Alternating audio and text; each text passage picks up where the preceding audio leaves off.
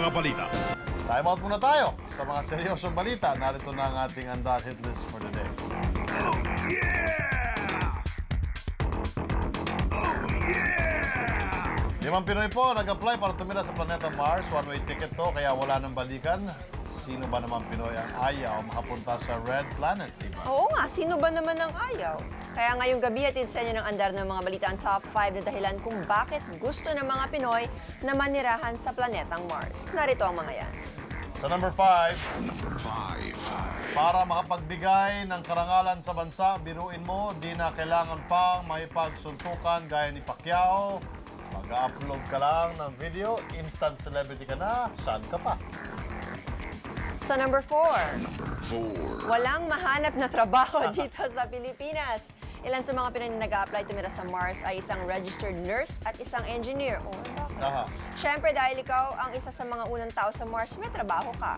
Kung papalarin sila ang unang nurse at engineer sa Mars. Ang kaso, may nag-a-apply din na tumira sa Mars na walang trabaho. Pag siyang natanggap, siya ang kauna-unahang tambay sa Mars. Number 3. Nagtatago sa batas o di kayo nagtatago sa nainingil ng 5-6. Kaya kung sakaling dumating ang 2023 at di pa rin makita ng DOJ si Cesar Mancao, malamang nasa Mars na siya. Nako naman, ganun na talaga.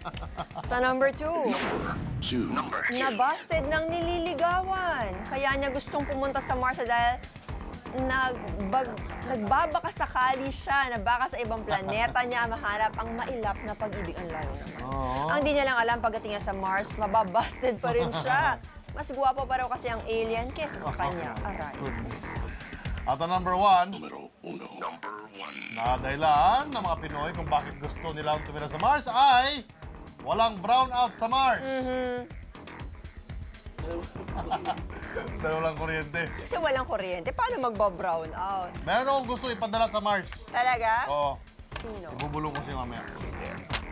Yan ang isang oras na mga balitang umaandar, umahataw, walang pera. Ako po si Martin Andana. Ako naman si Teresa Licaros.